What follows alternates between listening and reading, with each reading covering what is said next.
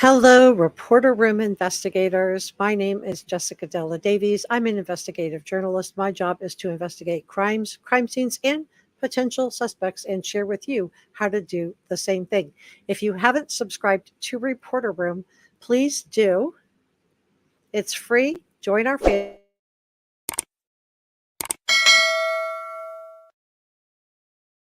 Like, share, and leave a comment, and let's get started. So today we're going to be talking about the Sebastian Rogers case. I had a completely different program prepared to do today, but we've had some updates, some new information. So come on in, you guys, come on in. We're going to be talking about a couple of different things besides the cease and desist. And I do want to CYA myself that everything that I'm sharing with you is my opinion. Opinions are not facts. So please feel free to do your own research. Also, this video is for educational and entertainment purposes only. So I want to talk today about the cease and desist letter, the new interview that Seth gave. I think I caught a few things that I think are very, very interesting. So I'm not really sure why certain people were singled out and why others were not given a cease and desist. But but my feeling about the cease and desist letter, obviously people are just going to do what they want. And I think it's up to each individual content creator what they do with their cease and desist. Reporter Room did not get one. But I do want to talk about this in more detail and the real reason why I think these cease and desist letters have gone out. So come on in, you guys. Please feel free to share this on your social. For those of you that don't know, Sebastian Rogers went missing on February 26th. He disappeared reportedly from inside his own home. He was reported missing on February 26th. We don't know exactly what time he disappeared. It could have been earlier on the 25th as well. He went missing from inside his own home. He is 15 years old. He has autism. He has light brownish blondish hair, and he weighs around 120 pounds. I have him sitting portrayed on the screen here. So this is an image. If you guys want to share this on your socials, come on in, tell me where you're from. And we're going to dig into this. I do want to thank Sonia for being a channel member for 27 months. Thank you so much, Sonia. And thank you to Holly Go Lightly, who became a channel member. So we are going to come on in, tell me where you're from, and let's go ahead and dig into this. So Seth did an interview allegedly with Brittany J. And I do want to talk about this interview. I'm not going to play all of it, but I want to just go through some of the highlights, some of the things that kind of popped out to me. And then I want to talk about the cease and desist and the real reason why I feel like certain people got them, certain people didn't get them, and then how should people be proceeding with the cease and desist. I'm just going to give you my take on it, and I'm very curious to hear what you guys think about all of this. So this is our one of our head mods, NJazz, 6 cents a million. NJazz are our head mods, so welcome. And if you see people with the check marks, those are our channel members. And then if you see people with the wrenches, those are all our mods. So we're going to keep it classy here in the chat. Hey, Mike. Hi. Tell me where you're from. Sassy's here. Julie Lane is here. Welcome. Thank you so much, NJazz. And welcome, Royal Blue and Cecilia. Tell me where you're from, you guys. And then we're digging right into this. Some of you guys may have seen parts of this, but we have not seen it together. And I think I want to get your take on it. And then I want to also share with you what my take is on it as well. So yeah, we're going a little bit early. I'm hoping to fit in another one with Brian Kohlberger. Hey, Mike, good to see you. And hopefully I'll have time. This is a lot to unpack. And again, this was not the show I was planning to do. But that's okay. We'll just roll with it. So, hey, it's good to see you guys. I'm really glad you're here. Please share this on your social. Yeah, the case is absolutely bonkers. Hi, Ellie Mae. Northern California, Miami. Tell me where you're from, you guys. Royal Blue is here. CJK is here. Yeah, I hope so too. But I do feel like there's some people that do not want Sebastian found, and I want to talk about that with you guys also. So Victoria's here, Lynn is here, Deb. We have some really good people. Hey, Regina. Really good people in the chat. So Royal Blue is here. May's here. I have linked allegedly with Brittany J's channel in the description below if you want to go and sub up to her. And also, if you want to watch this in its entirety. Linda says, anyone remember a video from Katie's home the night Sebastian went missing from a neighbor's? Mm-hmm. With the light going on and off. Yeah, I sure do. So I want to go through this, and hi, Jane. I want to get your take on this. So, hi, Terry. Seth Rogers really needs to quit speaking on YouTube channels. Yeah, I don't know. I don't know what to think about that. Florence says hello. I think, Star says hello. Mike is here from Ireland. So we have people from all over the world in the chat. Hey, Jane. Happy Sunday to you as well. And Darlene is here. I remember the video with the lights, Holly says. Linda says, Robin, do you know who has that video? Let's not do that right now. We're going to do this right now. Shamaya says, hello, a new subscriber all the way from South Africa. Wow. Welcome, Shamaya. I'm glad you're here. High positive vibes and Dreamweaver. Oh, New York is in the house. So tell me where you're from. And also, I want to hear what you guys think about all of this. So all civilly expressed comments are welcome. We're just asking everybody to be respectful to each other in the chat, and to keep it classy. Don't do all caps. Don't use any words that are inappropriate, because I do want to be able to have the option to show your comment on the screen. So keeping it classy. Hate crime on a dime is really, really important. Yeah. So this Brittany J did this. So she was talking about it, and then Seth hopped on. So let's go ahead and dig into this. And then I want to, I have a whole bunch of information that I want to talk about regarding this, on what my take is. But I was really surprised to see certain people's names on the cease and desist. Now, there are 6 people that we know about that have the cease and desist, including PI Chloe, which that one kind of caught me off guard. Because she's done nothing but search for Sebastian and advocate for Sebastian. But we're going to go back to that in just a second.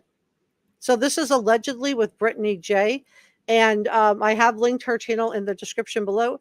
If you would like to sub up to her, you can see that I am subscribed. Let me know if I need to boost the sound a little bit. I'm going to go ahead and put it up. Or here we go. Early morning. I've got searchers coming in again. So who you're seeing on your camera is in the top. Your top left is going to be Brittany J, and then Nana's Dragonfly, and then Jewels of Thought, and then in your bottom left is Seth Rogers. Next week, got places to go. Got to get what little sleep I can. I understand. I sent out cease and desist. These people are nasty. Oh, they are. And no parent of a missing child should ever have to sit there and listen to the people slander him and be.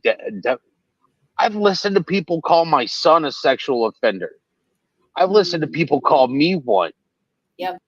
So that is, upsetting. And I think that, anybody who's doing something like that, unless you can prove that it's true, you could find yourself in a defamation suit. So I'm urging caution here. If you did receive a cease and desist, I'm not, but the thing is that PI Chloe's never said anything like that. So I'm not, and Michaela has never said anything like that to my knowledge. So I'm unclear as to what this cease and desist is actually about. Is it about just, because we've heard rumors that PI Chloe and Michaela, that Seth was interested in them. And I think PI Chloe is already with somebody. Michaela, I don't know what the story is there, but, is that what this is about? Because I haven't heard Chloe say anything about Seth Rogers. All right. I didn't have any relations with Sebastian's mother until she was way after the age of 18. People need to get off their high horse. Agreed. And the age of consent can vary from state to state, but we don't have any proof of it, and Katie has not come out and said that. So I think again, I'm just urging caution here. You don't want to accuse somebody of doing something like that if you don't have some kind of proof to back it up. Because I'll tell you right now, I don't have to do anything and God will knock you down. But I sent cease and desist to make sure that there is proof in the legal system that I am not connected to these people. Okay, so he sent the cease and desist. So this is a kind of a shot over the bow. It's a warning shot, is what it is. It's a shot over the bow to just warn people that, hey, this could potentially be a problem for you. So I'm going to share with you what I how I think people should proceed in just a second, but let's listen in because there's a couple of really interesting nuggets here. Every time one of the parents speak out, we learn something very interesting and helpful. So let's go ahead and listen to this. Okay. Yeah. That way I'm not sitting there and they can sit there and say whatever they want. Defamation is pretty easy when someone's sitting there for 6 hours on a live panel, letting people talk massive amounts of crap about me and accuse me of everything from. So, I haven't personally witnessed this, but he has been accused of some things and again, there's no evidence of that. I think Katie had Sebastian when she was 19. Now he was substantially older than Katie. I think he was 10 years older, but just because you meet somebody at a certain age doesn't mean anything unless Katie comes out and says that this happened. We don't really have any proof. Go over it. Yeah. Yeah, you're right. And I'll tell you right now, I have no respect for them. I don't, but that's my personal opinion. And I don't care if somebody has respect for me or not. I'm looking for my son. And I said, I will dance with the devil and show the devil a few moves in order to find my son. Well, a lot of people feel like maybe he is making that choice. I think there's been a lot of people who have been really upset that the private investigators were let go and that they were replaced with this, PR media manager, Tony Mathis. A lot of people feel like this was not the best move for Seth. And I have a theory on why this was done, and I'm going to share that with you in just a few moments. So please stay with me. And that means I'll do whatever I need to do within the limits of the law, because me going to jail doesn't help my son. Right. But I will never stop looking for him. I think it's interesting that he's talking about me going to jail doesn't help my son. I don't know what that's about, but I think it's interesting, worth noting. Let's put a pin in that, guys. And anybody that wants to be an obstacle in my way, I feel sorry for them. Because karma's a bitch. And God will knock them down. You're right about that. I want to clear something up with you while you're here. This just so you know, I sent 6 people. And to me, Seth does not come off that great in this live. To me, it sounds a lot like almost how Chris Proudfoot comes on to panels, and I don't see anybody on the panel being disrespectful to him or about him. So I'm not really clear on what's going on with why there's so much, anger and hostility. I do think that, he sent out a cease and desist. I do think that would be upsetting to hear some of the things that have been said. Full cease and desist. 6, not 50. Okay. Yeah, 6, not 50 like T-Rev is talking about.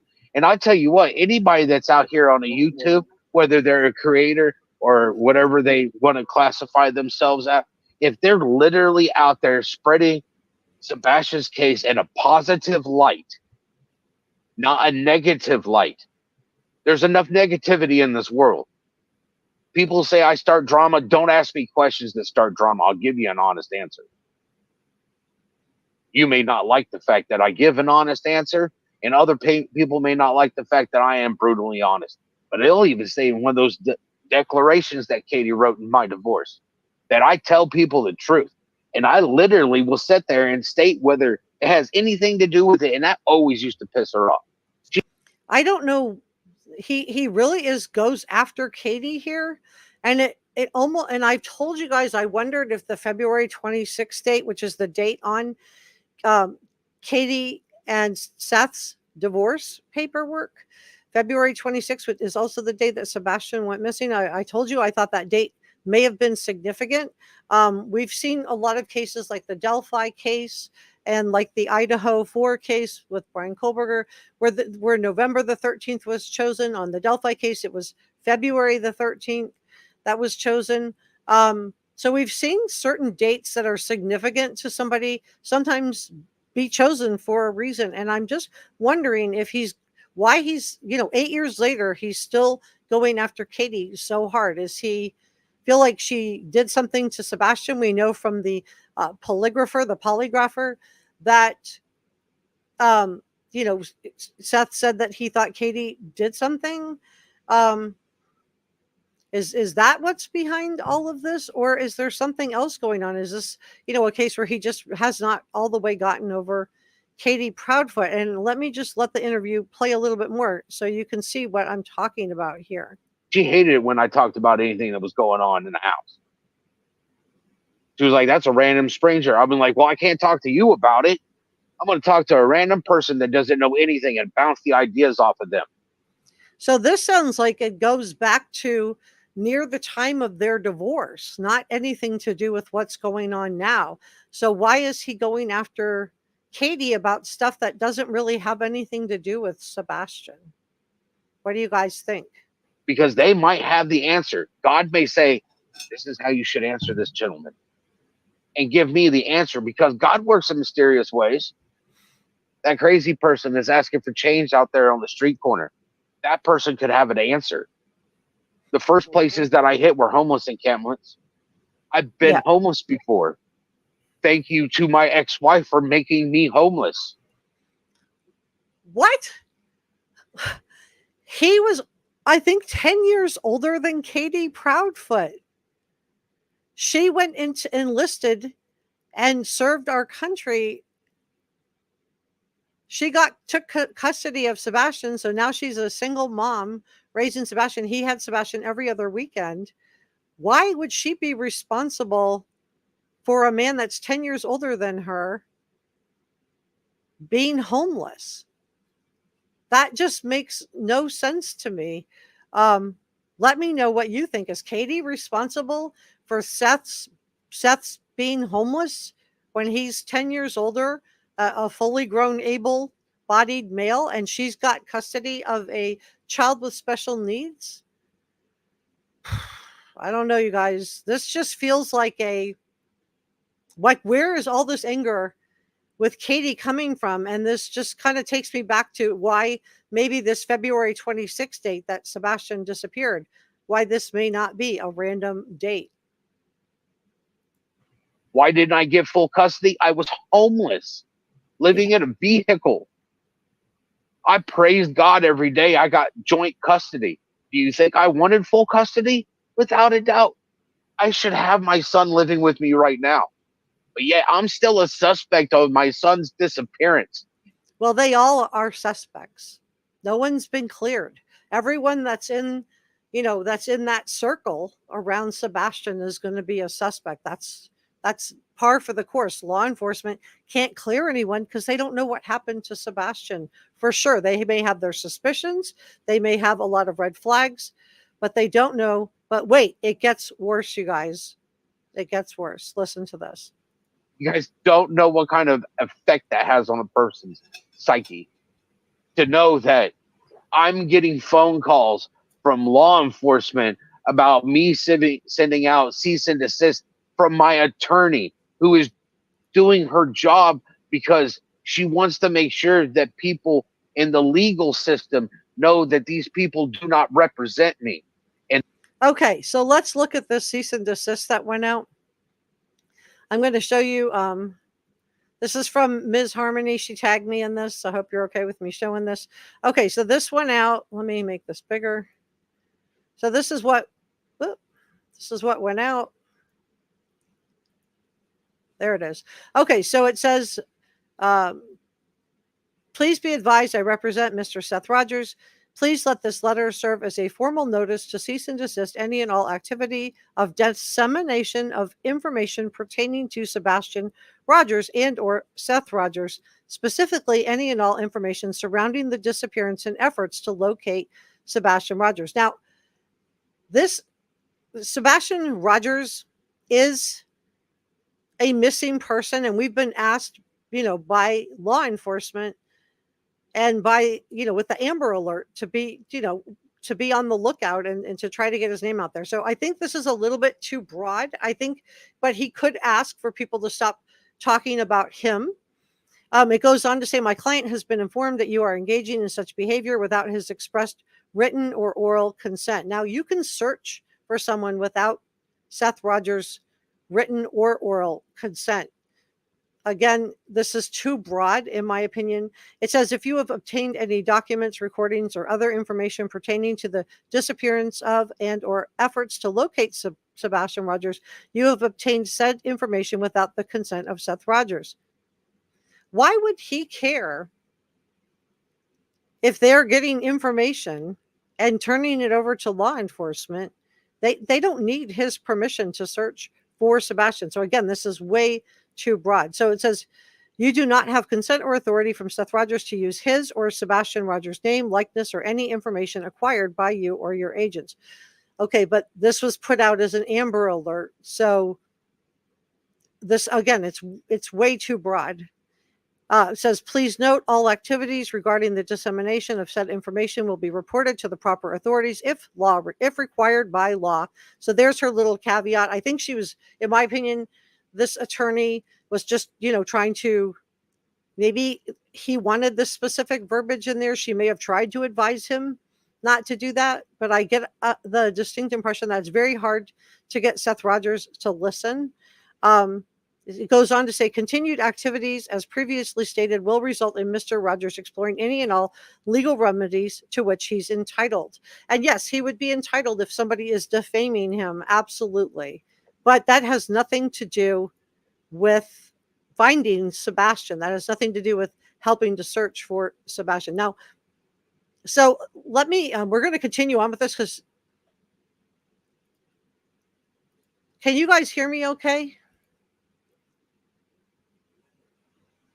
Can you guys hear me okay? Let me just reload.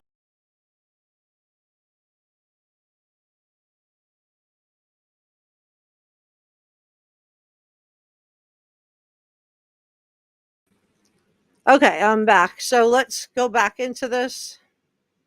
Let me grab this. So to me, this is too broad. I do think that he has a right to do a cease and desist if he wants to, but this is too broad, in my opinion. Yeah, please give this a thumbs up. You can hear me? Okay, good. Good. I'm glad. I just, my thing said I didn't have a connection for a second. Thank you so much, Mike, in memory of Kaylee Jade Day. Today is Kaylee Jade Day. Kaylee is one of the victims of the Idaho 4 case. And thank you so much, Mike, for supporting Kaylee and for supporting my computer. For those of you that don't know, I do need a new computer. Okay, so Flicker said he's more angry with Katie than putting or thinking about Sebastian. He needs to let go of what was and think of what's happening right now. That's wise advice, Flicker. That's wise advice. Kevin says, I believe this chat with Seth last night will simply cause another backlash from Chris. I hope not, but don't be surprised. Yeah, I think the fact that he's going after Katie so hard, but just wait, you guys, because it just gets worse. So let me know what you think about all of this. Amy says, yes, irregardless of age, she is responsible for her actions. Exactly. But she's not responsible for providing a home for Seth if they're not married. They're both responsible. Yeah. I think this sums it up perfectly. There's so much going on here. I just feel bad for Sebastian. I do too. And it just makes me wonder the same thing that I've been sharing with you is that, did this Did Sebastian feel like he had anybody that he could rely on? Regina said she's not responsible for his being homeless. I agree. Jane says, no, Katie is not responsible for his homelessness. CJK said, but Seth is angry, lots of animosity because he didn't have a source of income, no place to go, couldn't rent, etc. But it's irrelevant to what's happening now, in my opinion. I agree. I just don't see what this has to do with finding Sebastian. But wait, this gets worse, you guys. This gets worse. Let's continue on together. And therefore, they have been sent a cease and desist. So law enforcement did not want you to send out those letters? No, law enforcement has called me about them because everybody's up in arms that I sent out a cease and desist. Some of these people live right there in Sumner County. 3 of them do. So it seems like he went after people where he kind of knew where they were, or maybe he's encountered them, rather than just people who were, and again, this goes back to, why did he single out PI Chloe? Because she didn't do anything except help look for Sebastian. And even when he let her go, she still continued to search for Sebastian. So I'm not really sure how Chloe falls into this. I'm not really sure how Michaela falls into this, who's another one who got a cease and desist. I've heard rumors that he was enamored with Michaela. So is this just retaliation? And then what is law enforcement thinking when they are calling him to find out why he doesn't want people to search for Sebastian? From law enforcement's point of view, they're going to look at this and be like, well, it seems like somebody doesn't want people searching for Sebastian. And I'm like wondering, do any of these parents want people searching for Sebastian? I wish I could have been a fly on the wall for that phone call. Let's continue on because it just gets worse. T-Rev lives there. Klumati lives there. And so does T-Rev's girlfriend. I'm not even going to speak her name. She ain't worth it. Well, so he really does seem to have an axe to grind with Michaela. That's apparently what I've heard is that Seth was interested. I don't know if this is true or not. It could just be a rumor. But it's odd that, he went after Michaela. I haven't seen her on any social media panels saying anything about Seth. The only thing from T-Rev is that he reported this to the TBI was that Seth asked him to procure a weapon. Seth admitted that he did. Now their perception of the conversation is very different, and that's pretty normal. The T-Rev perceived it as, being somewhat concerning. Like, why would he be asking for a $2,000 plus thing? Seth says they were talking about it and he asked T-Rev to buy him one. But again, why would anybody buy Seth a $2,000 plus $2,500 gift like this? No matter whether you believe Seth's perception of the conversation or T-Rev's perception of the conversation, you could see that if you were having this conversation with somebody who was so angry with their ex, that maybe you would be concerned that they were trying to get something like this. And then what is Seth thinking that he's entitled to have someone that's just talking about stuff like this to buy such an expensive gift for him? That's a really expensive gift. That's for, somebody that doesn't know him very well. This isn't a family member, but even if it was a family member, I certainly can't imagine asking a family member to procure something like this. So I don't know what to think here. I really want to get you guys' take on this, but wait, because it just continues to get worse. Oh, all 3 of them lived there. And you know what? T-Rev has never showed up for a search. Oh, he bought hot dogs and buns. Appreciate it, buddy. I didn't appreciate everything else you did, like taking a picture of me while I was in my recliner in my house. Who cares if he took a picture of you in your recliner at your house? I don't know. That's something that could have been addressed while they were in the house. I don't know, you guys, but wait, it just keeps getting worse. Stepping into my sanctuary and violating my sanctuary. Now, he couldn't have gotten into Seth's house if Seth wouldn't have had him in. So he didn't break into Seth's house. He didn't break into his house. He was invited in by Seth.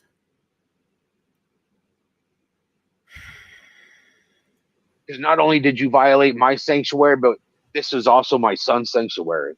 I didn't appreciate that. Klumati showed up for, one search, only one search. Okay. That you know about. She showed up for one search. She also has bought billboards. My understanding is that she's purchased or rented out billboards to help search for Sebastian. But even if all she did was show up for one search, that's something. Shouldn't there be some gratitude there? I don't know, you guys. And she acted all nice and friendly. Mm-hmm. Introduced herself by her name, not by her, never once told me that she was a YouTubist, none of that sort of stuff. But I treated her like a regular researcher. Hi, thank you. I appreciate your help. And then, well, that tells me the fact that he didn't know she was a YouTuber tells me she wasn't out there filming herself searching for content. She was out there helping to search. I just, again, I don't see this as like, where is all this animosity and anger coming from? Why is he going after Katie for stuff that happened 8 years ago? What is really going on here? Because it's starting to feel like maybe, does anybody want Sebastian to be found? I'm going to tell you what I think is really going on here in just a minute, but I want to play this because this all gives you all the context that you need. And then we're going to tie this up in a bow. She turns around and plays, I want to be number 6 on, CP's list of marriage or whatever you want to call it. I don't care. People want to talk trash about me, but people want to look at me and tell me I'm trash and that I'm despicable because I have an opinion and attitude. No, you don't deserve. My son is missing. Exactly. Okay. Mm-hmm. Nobody who's never been in my position has the right to tell me anything. All right. I agree. Those that do have been in this position, I've spoken to, and I get different opinions from other people. And people you need to get rid of this person on your team. No. Okay, so you need to get rid of this person on your team. That's going to probably be Tony Mathis, who has come out and told us blatant nonsense. He told us that Sebastian was seen on February 26th on camera after he was reported missing. He also said that Sebastian was texting with Katie's mom, which again, there's no information supporting that. So yeah, people have had red flags about Tony and what his intentions are, because Seth let go the 2 private investigators who were building a trust relationship with law enforcement to get information that Seth would have, which now he doesn't have. And now we have law enforcement calling him, like, what is going on? Why are you telling people they need your personal permission to search for Sebastian? I'm sure this is sending off red flags to law enforcement, because it comes across, whether he intended it to or not, it comes across from a law enforcement perspective that maybe he doesn't want Sebastian found. And if so, why? And they're hearing all this animosity toward Katie, and it's just not a good look. But it still gets worse. Oh, I get rid of people that I watch their activities, I watch their actions, I listen to their words. And when actions and words don't meet up, something is wrong. So what did PI Chloe do that was so wrong? Well, she wanted to run background checks on the people that were searching for Sebastian, because there are nefarious people, there's a history of including people who have abducted other people, who insert themselves into these cases. So I think it's okay that she wanted to run a background check, especially if they were searching with her as part of her team. She wanted to know who it was, but who didn't want a background check run on him? In my opinion, probably this all got put into Seth's ear from Tony Mathis. Now, Seth is responsible for himself because he is fully capable of deciding. But I can see why law enforcement, after hearing about this gun thing from T-Rev, who did report it to the TBI, Seth admitting that they had the conversation, but had a different perspective on the conversation. Fair enough. And then we have And if you want to see that, I have a video on that.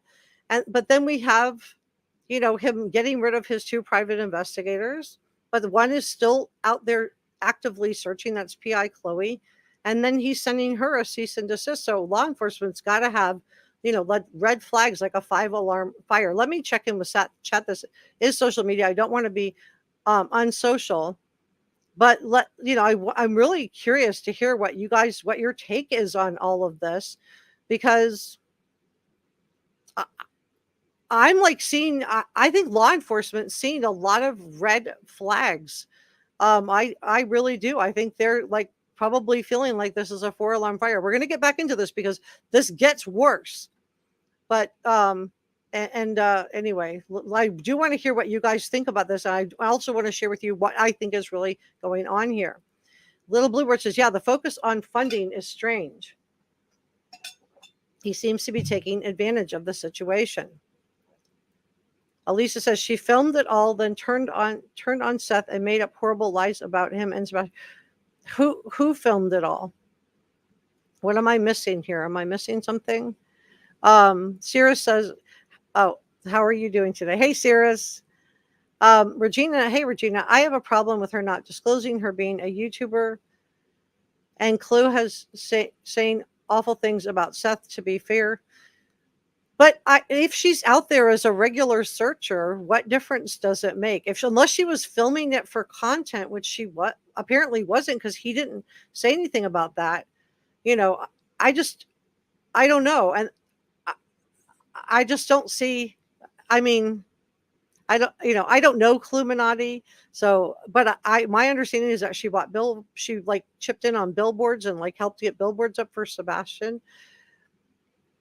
Well, Amy, if you don't respect my content, then why are you here? You don't need to be here. Nobody's forcing you to be in this chat. I'm going to talk about the case, and you guys are welcome to have your input. I want to hear what your input is. Leslie feels like he's losing his cool. Jill Elaine says she's heard Tony is finally gone. I hope you're right. Sierra says, welcome. Addie says, I do think he needs to get rid of Tony, but I don't have to dislike everything to dislike a few things. Exactly. I agree with that. Bernadette said maybe his feelings for KP are making him not want to find the truth in case she's involved in stopping searches. Yeah, and that could be. Regina says this case has brought out the very worst in a lot of people, and very little even has to do with Sebastian. I agree with that as well. I hope Tony's gone. He was a bad influence. Lisa says, you don't know half of what those people have done behind the scenes. And I don't. We don't know everything. That's why I want to hear your input on this. Brother Mike doesn't care for Tony. Robley said, I only want to hear from Seth if he gets clean and silently, calmly, humbly speaks. Well, I just want to be careful with that because we don't have any evidence of anything like that. He's not clean, guys. Just, let's be careful of that. Just Judy said, I'm sorry, but I'm disliking this Seth more and more. The people that gave time and energy to find Sebastian do not deserve this from him. Sebastian's who is important. CJK says, all we know is Sebastian is lost in all of this. And Jazz agrees with you, Regina. Hey, Jane, good to see you. Linda says, I agree. She agrees with you, Regina. Karen says, because there is all talk and no answers and non-participation of Katie, Proudfoot, and Chris taking charge of every interview who is not the father, Katie knows, and so does Chris, in my opinion. Again, I would just like, this is, and you at least, and I like that you put in there my opinion, because I think that's really, really good. Flicker says, it's not time to have a tantrum and the world isn't to blame for his actions. Green hearts for Sebastian. Well, it's really interesting to get your take on this, guys, and I'm going to keep checking in with you, but let's continue on because this just all continues to get worse. And I don't know. I just feel like this was an unforced error here. I've always been a person that explains to my son that anybody can say anything. but your actions will speak louder to your words. What CP did to my son is horrific. Okay, so this is alleged, but we do know that CPS was called to the house, that there was some kind of incident with the belt. Now, Chris Proudfoot says that the CPS call was not related to the belt. We don't know what it was related to, but it is a major red flag in this case. My son cleans his room. Why? Because I use logic with him. Sebastian, you can't find this toy. You know why you can't find this toy? Because I had to come and clean up your room while you were gone. Now, and I think that's, good parenting, but I'm going to just skip ahead a little bit here. He trapped in a cube and expect them to grow. That does not work. Absolutely. 100%. People want to give me grief for how I raised my son. Well, I am sorry. I didn't think I should take him out on the street corner and pick a fight with somebody and show him what a real beating was. Yes. Okay, so what he's talking about here, and there has been somewhat of an uproar about this, is that he went on to another content creator's channel, and apparently there was a CPS call in relation to Sebastian a couple of years ago. And because Sebastian went to school, this is Seth's version. We don't know Sebastian's because he's not here to tell us. And Sebastian said that, he was going to, get his butt whooped or something to that effect. And so what Seth, when Sebastian got home, he told him, he put on apparently some kind of a game that was like, somewhat of a violent game, and told them that's what it really looks like. What I was going to do to you isn't that bad because it's not this. And, a lot of people have, rightfully said, we don't agree with that. We don't like that. So that's what this is. That's what he's talking about here, just to put some context into it. Did I tell my son I was going to bust his butt? Sure did. Did I use that exact verbiage? Probably not. Hello.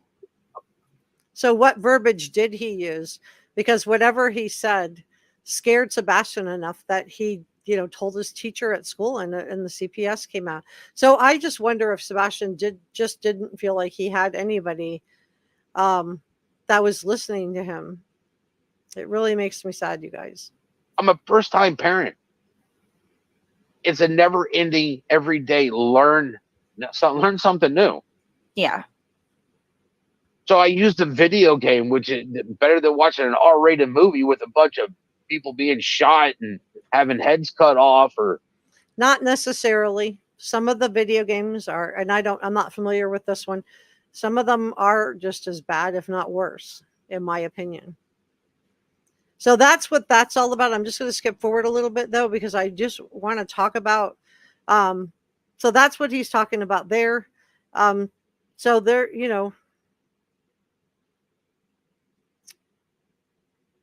I don't know, you guys. I just feel like this, he didn't help himself here by doing this. I think allegedly with Brittany did a really good job. She let him talk. She just, interjected with some questions here and there, but she just let him go. But wait, you guys, because it just gets worse. You don't deserve. Have I failed my son? Oh, yes. I am my worst critique ever. None of these people I hear saying anything can make me feel worse than I already am. Until they sit there and start talking about my son being a sexual offender. Okay, so I'm going to skip over that because there's no evidence of that. They have an agenda, right? They're playing up to Christopher Proudfoot. They wanted him on panel because they're getting the views from him being there because he acts like such an ass. Yep. We could all act like an ass. I agree. And that not the agenda part, but just that we can all act badly. So I don't know like what's been going on because I can't watch every single YouTuber. If I did, I wouldn't be able to do everything, just with my own channel and with my own life. But, I don't know. There is nobody in this world that can't act like one. But what it comes down to is that he's not looking for Sebastian. His family's not looking for Sebastian. His own mother, Sebastian's own mother, is not looking for Sebastian. Now, I agree with Seth on this point. I feel like this is really a red flag. And this may be why he's so upset, even about stuff that happened years ago. Why he's so upset, even with stuff that happened years ago, because there are some red flags when you just see, not only are they not looking for Sebastian, but they left the house. And for those of you that, follow these kind of cases, law enforcement told Katie not to search, to stay home in case he comes back there. So the fact that they left the house is a big red flag. And I'm sure with law enforcement, it is also. So, I can understand that. And I just want to say that having free speech doesn't mean you can say anything. You can't say somebody is is predatory if there's no evidence to support that. I just think, we just all need to maybe be more careful about this moving forward, because imagine,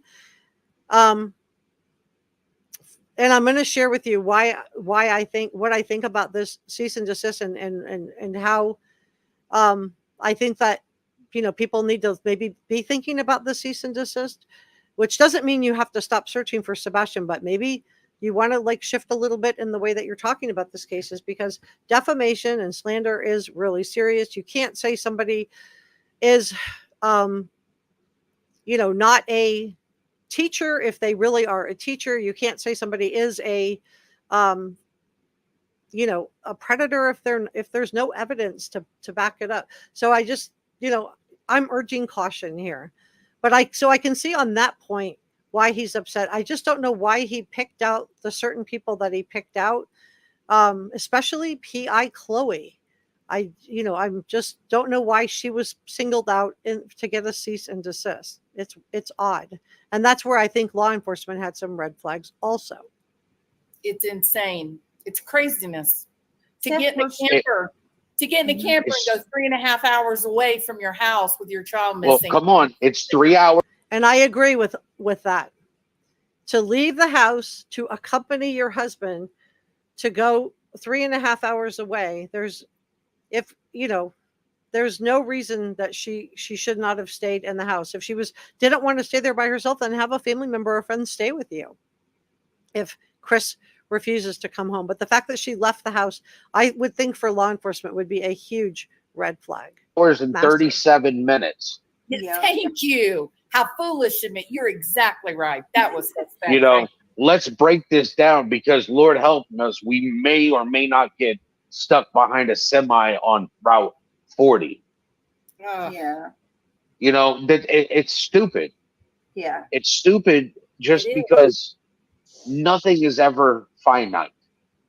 Everything. And Chris Proudfoot could be coming home on the weekends, and Katie could have a friend stay with her, to have had her stay in the house to, help with searches. But we haven't seen Chris or Katie do any help with searches. So in that sense, I can understand why he's frustrated.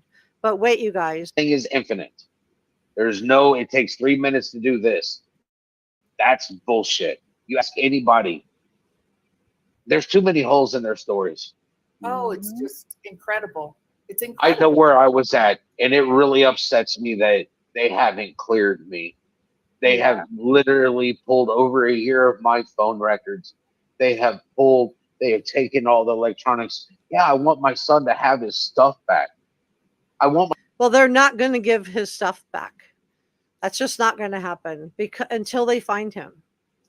They're going to hold on to the electronics, because this may be evidence in a case.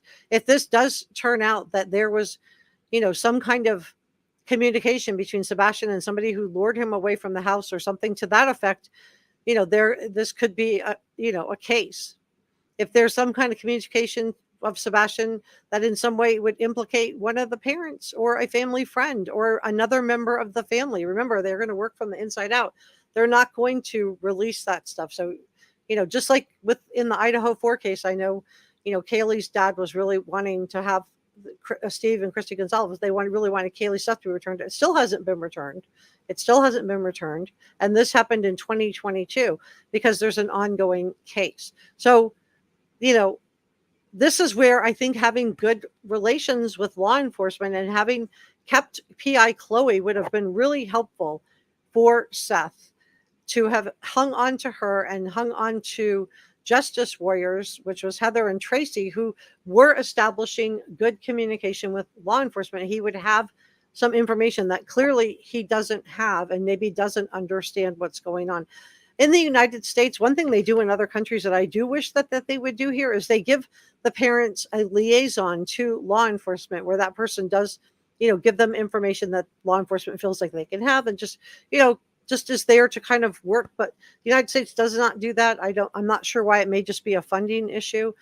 But wait, because it just gets worse. My son to be found and walk into his room and it be set up just like it was when he went missing, so that he can start readjusting back to life.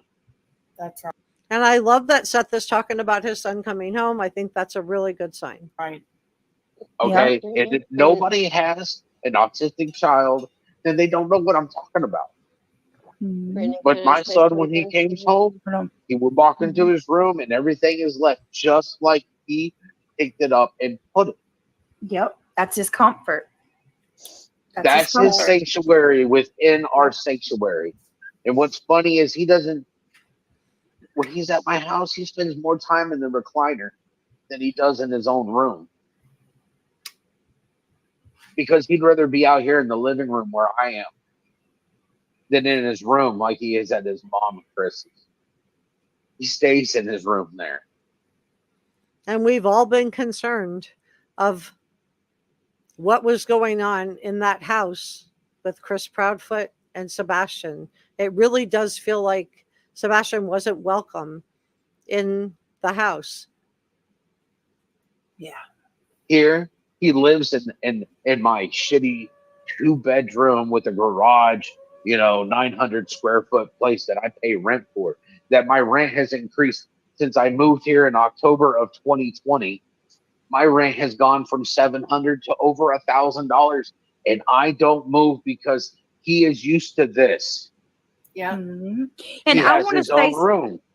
I want to say something on your behalf about that real quick, okay? Because I'm tired of everybody saying everything you say has something to do with money.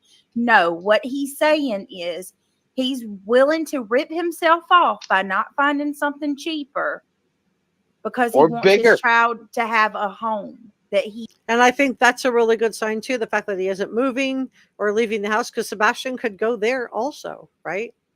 He could go there. But I do think the cease and desist has caused a big brouhaha, just for the people that were chosen. I don't know all of the people. I guess I'm speaking the most about PI Chloe. But I do think that it's going to be a red flag that he sent out a cease and desist telling people that they can't search for Sebastian without his permission. He is safe and I have a child on the spectrum too, Seth. So I get what. So how it is. Yes, change is constant, but if you can limit what little change, yes, then it does them so well. Yes, and then when he comes home to you, he's home where everything's where you left it. I understand. Yes. And I love how gentle and caring Brittany is being here. She did a really nice job with this. More than you know. And I'm so sorry for what you're going through. I tell you, it grips my heart.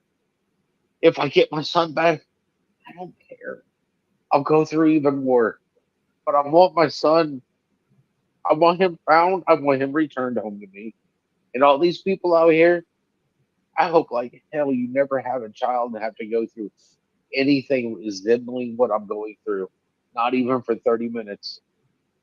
And I do believe it's got to be heart-wrenching. Got to be absolutely heart-wrenching. I believe him.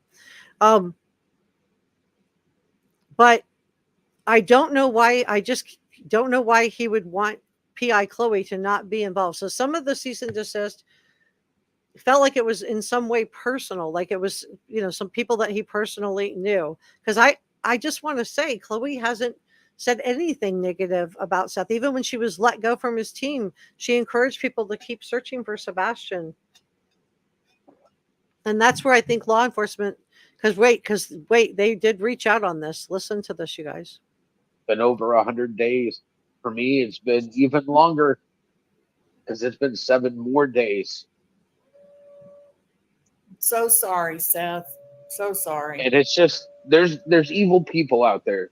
There's people that are negative naysayers, ones that just love to start drama. Well, you ask questions and I answer questions.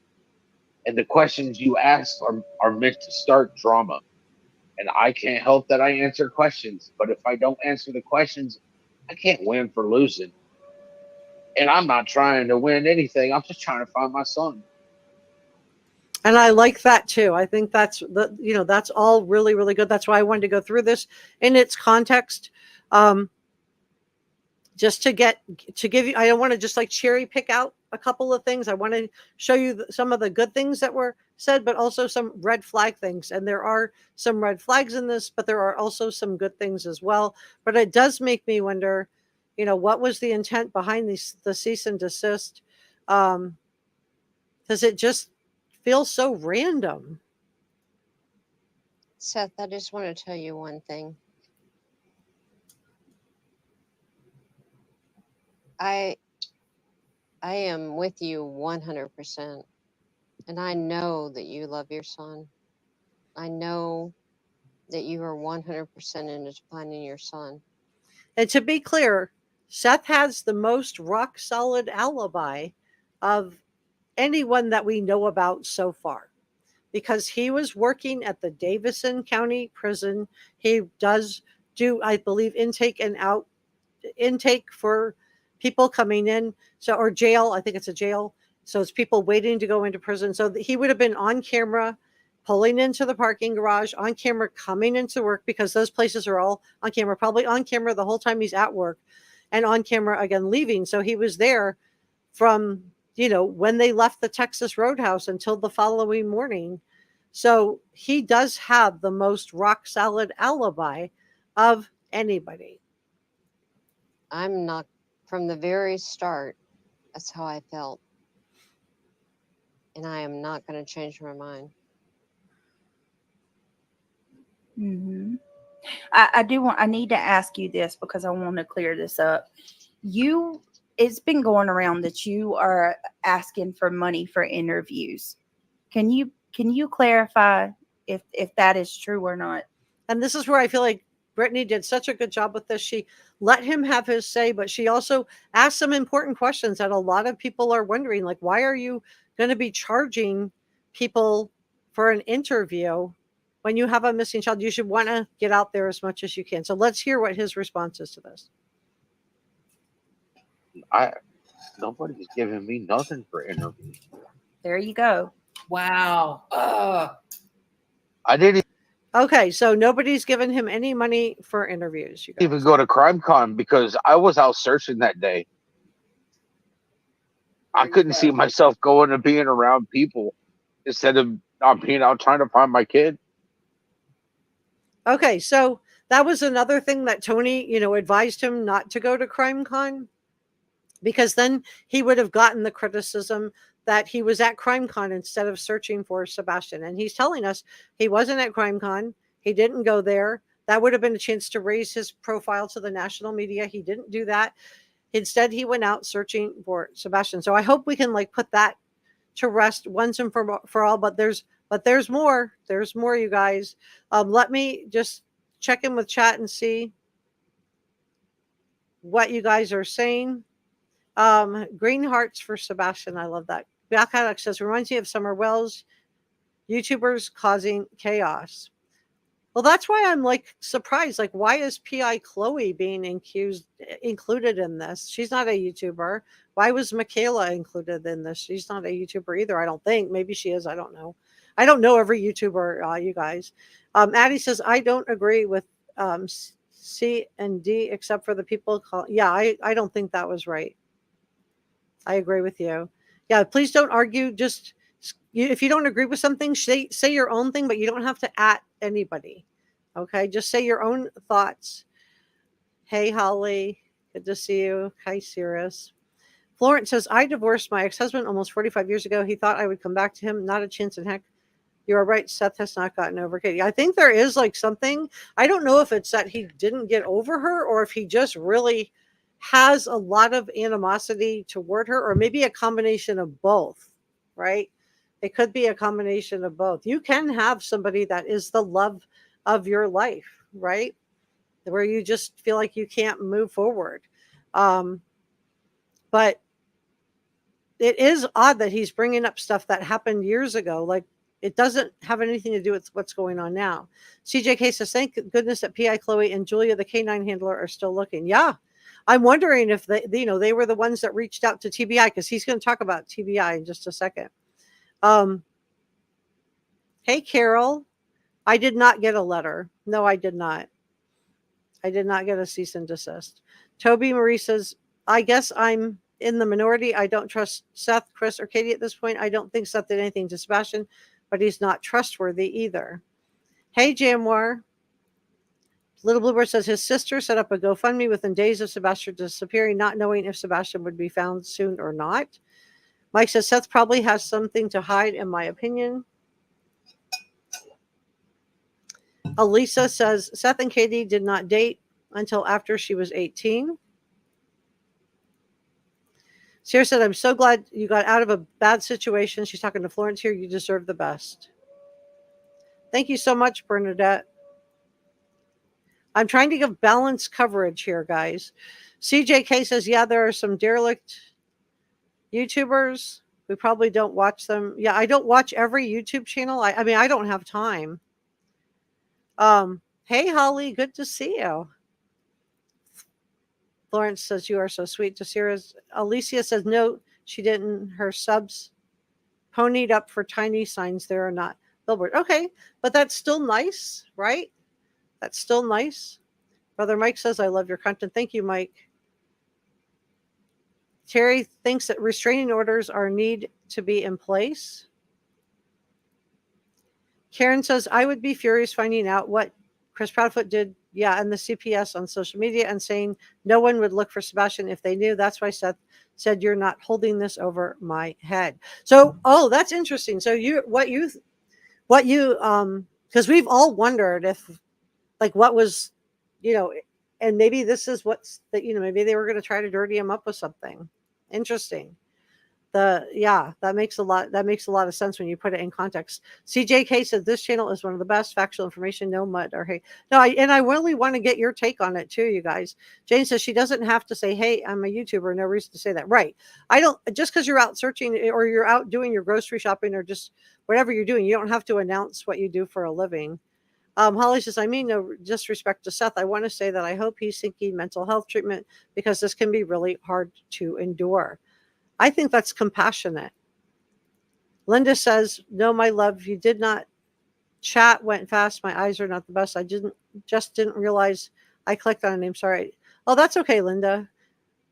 Yeah, thank you for that. No, he's not. There's no evidence that he's on medication. So I just, again, that is defamatory in my opinion. He works at the jail. Not at the sheriff's, not the sheriff's department. He works at the jail, the Davison County Jail. So he does have a really good alibi. But major red flags. All right, so let's continue on with this. Is he just, because it does get like a little bit worse. I do wish he would let the private investigators. I think Chloe and Heather, I do wish he would have kept them on. I really do. They were building a rapport with law enforcement. They were building their trust. I do wish that he would have, kept them on. And because I feel like the advice he's getting now isn't helpful. I don't know whose idea it was to send out these cease and desist. I don't even know whose idea this was, but I think that it was just so random. Some of the, like Chloe, PI, I just can't get past that one. And some of the people that got them, I don't even know who they are. I don't know Clubinati. I've never watched her channel. I know she's a YouTuber, but I've never watched her channel. But you know, it just feels so random. So was it just local people where he knew their names and their addresses and that's who he sent out to? Or was this, you know, more personal? Let's listen in. This is crazy, man. Yeah, there's probably been some really good resources for me there. Oh, I'm sure. I'm sure. But you know that most of those people that were there, except for some of the FBI agents, I have their phone numbers. I could call them Yeah. because they've already reached out to me. I just didn't see the point of being there. Well, I mean, in all honesty, He's talking about CrimeCon here. He's probably talking about John Walsh and some of them. So he didn't go to CrimeCon. He went looking for Sebastian. So I hope that can clear that up. tell you weren't even there, and people were already losing their mind that you were. So it probably is a good thing that you didn't go. It's ridiculous. This is what YouTube is. It's nuts. And when you have grievance, oh, it makes me so mad. For the longest, people have been drilling this into my head for, you know, a couple months now. YouTube is social media. But when I opened up my first YouTube account back in the 2000s, it was to listen to music, people. Yeah. It was just watch music videos, do it yourself videos. There wasn't all this stuff that's on it now. So yeah, I never really classified this as social media. To me, MySpace, that was social media. A lot better than Facebook, because at least you had to know how to code. And I had a MySpace. I've had Facebook too, but it's just horrible. It is. You know, it's And I really like Facebook. So we can agree to disagree there, but he's fine to have his opinion on that. Let me just go to something that he said. I think this is right here. on a cross or pushing the red button for Biden. Right now, Is him. and I am not connected to these people. Okay. Yeah. That way, I'm not sitting there and they can sit there and say whatever they want. Defamation is pretty easy when someone's sitting there for 6 hours on a live panel. And I do think people need to, you know, on both sides, I think everybody needs to, you know, tone it down a little bit. And I'm going to share what I really think about all of this, but I want to get your take as well. Letting people talk massive amounts of crap about me and accuse me of everything from. Okay, I'm not going to say what you guys know what he was accused of. We don't need to say it again. Lie and have conversations that you just wouldn't have with a person. Not if you actually had a soul. And to have people come in afterwards and call me on a live chat, and I didn't even know I was live, and start asking me questions about stuff that I had no idea what was going on. That's pretty dirty. All right. I don't know what he's talking about there. But again, I don't see every other YouTube channel. There's no way I could watch all of them, so I don't know. There, I get phone calls from Sumner County and from TBI about everything that's going on. Well, they need to stay in their lane. So I think that's like, you know, Sumner County and TBI, he gets phone calls from them. So apparently they reached out. It sounds like they reached out to Seth after they heard about the cease and desist. I'm wondering if, like, P.I. Chloe said, I just want to still keep searching, but I got the cease and desist. But the fact that TBI and Sumner County, this set off red flags for them as well, to the point where they reached out to him on this. Listen to this. Don't ask me what I have a civil attorney doing for me. All right. They need to be focused on investigating and finding my son. But they are going to be looking at all of the people around Sebastian. They are going to be, they are going to be looking at everybody. Was this somebody in the periphery? Is this expand out? Was this another family member? You know, what really happened? So they are going to be looking at everybody. Nobody's been cleared yet. So I think, you know, the fact that they reached out is interesting. Every time one of these creators open their mouth, and I say that term very loosely because there's a lot of YouTubers out there that are not creators. All they are is, we'll take what this person did and we'll go over it. Yeah. Yeah, you're right. And I'll tell you right now, they don't, I have no respect for them. I don't, but that's my personal opinion. And I don't care if somebody has respect for me or not. I'm looking for my son. And I said, I will dance with the devil and show the devil a few moves. Okay, so he is really coming out swinging here, you guys. I'm going to tell you what I think about this and how we should be proceeding with these cease and desist.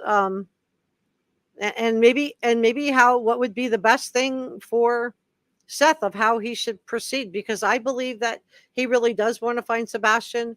I think that the fact that he told TBI and Sumner County Sheriff's Office to stay in their lane, it's not that unusual. I know some people thought this was, I mean, it is presumptuous, but it's not that unusual for parents of missing kids to get angry with law enforcement. That's really not a, I know some people thought this was like something nefarious. I didn't think that it really was.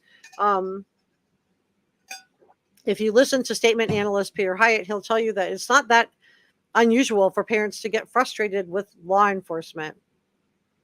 But I do, think maybe, that maybe he could have not have said that, because I think they are trying to find Sebastian. So I have a couple of things that I feel like Seth could do that would really help. Just is go ahead and do what he did, which is come out and just alleviate some of the rumors that are going on. The other thing is on the GoFundMe that, people are worried about, is this becoming about money? About having a YouTube channel, about establishing a t-shirt and hat shop. And I think what he could do is just come out and say exactly what the money is going to be used for. Just say that up front. This is what I'm raising and this is how it's going to be spent. And then some accountability where he does come out and be like, this is how we spent it. I think that would really help Seth a lot as far as stopping the rumor mill. I think maybe going back pre-divorce, pre the divorce or right around the divorce with Katie. If I were advising Seth, I would tell him to just leave that be, focus on what's going on right now. I don't think she's responsible to support him. I don't think it's her fault that he was homeless. I do have empathy for anybody that becomes homeless. That's really sad. But I do feel like there just are some very simple things. And then the other thing is these 6 cease and desist letters that were sent out. 2 of them, to P.I. Chloe and Michaela, I just don't get. I haven't heard anything that's defamatory. So, but here's what I would advise. So I would urge caution if you did receive one. And I just want to share with you why. This is my feeling about the cease and desist letters. Obviously, people are going to do what they want to do, and that's up to each individual content creator. But my thought would be on the cease and desist letters that if you got one, I would consider whether it's worth continuing to move forward on this case or not. And the reason that I feel this way is not because I don't hear about finding Sebastian. Of course I do. But I do think about how this could be portrayed publicly in the media as, Seth Rogers as a father of a missing autistic Sebastian and grandmother who also wrote a cease and desist. The grandmother, a grieving grandmother, an upset grandmother. I do feel like this could come back and bite you on the butt as far as your relationship with YouTube goes. I feel if you think about content creators who have lost their channels, I don't want to name anybody because I don't want to single anybody out, but a lot of it is because they got into lawsuits with family members of crime victims. So I would say, if you received a cease and desist, to me, that's a shot over the bow. The fact that there's an attorney involved is a shot over the bow. It's a warning shot. And I just don't think you want to be, getting yourself into a position as a content creator on this platform where, YouTube is going to look at it and say, is the negative publicity that we're getting from this particular content creator worth having the person on the platform? We've seen people lose their whole platforms over stuff like this. So that would be my advice if you received one. Of course, people are going to do what they want to do. And of course, it is just a warning. It doesn't mean you can't search for Sebastian. You certainly don't need anybody's permission to go look for him. But I would consider how you're portraying people, and let me know if you think I'm right about this, if you think I'm wrong about this. But if I were one of the YouTubers that got this, my thought would be, is this worth it? Even if I didn't think I deserved to have it, even if I know I've done good things and I haven't done anything bad, if that's your feeling on it, is it worth it to get myself and my channel into a negative light in the media, which would reflect poorly on YouTube? Does that make sense? I'm gonna maybe take a step back. There's other missing kids. This isn't the only one. Yeah, and Regina says, I completely agree. If I got a cease and desist, I would definitely consider stepping back from the case too. Yeah, I think thank you so much, and Jazz. Thorn says, this channel definitely sorts through the truth. It's hard with so many voices talking. It is, and it's hard, and that's why I didn't want to cherry pick out just some of the, I wanted to give it to you in context. I'm not going to play the whole thing because this is obviously somebody else's content, but I just wanted to just give you guys some information so you can kind of make up your own mind of where we are. Do I think that this, in some ways I heard some good things that Seth said, and he cleared up some rumors. So in some ways I feel like this was a good thing, but I do feel like the cease and desist probably didn't do him any favors as far as but I don't know. And here's what I don't know. I don't know what was being said on other platforms. And, honestly, if it was your reputation and somebody was saying horrible things about you that you knew weren't true, because defamation is saying something that's not true. You can say it, it's a fine line. But if you're telling somebody that they're calling somebody a predator and you don't have proof of it, if I were advising you, and I'm certainly not the advisor for everybody, but if I were advising myself, if I were trying, I would be you know what, I probably don't want to use that word. So yeah, I think that I think I can see, but some of the ones on the cease and desist don't make any sense. And it may have just been people he had their addresses that were handy, or just to let people know, listen, I'm willing to litigate this. So to me, I would just be is this worth getting into a protracted fight? Yes, you can countersue. Yes, you can do all those things, but that takes time, energy, resources, and you just maybe want to think, is this worth it? Because defamation is serious. It you could end up having to remit all of your future YouTube earnings to the case. Right? Because if they get a judgment, they can attach it to anything that you earn off of the platform. So I would my advice, nobody's asking for it, but my advice, if I were advising somebody who got one of these, I would be urging caution. Proceed however you want to, but if it was for my own channel, I would be proceeding with caution.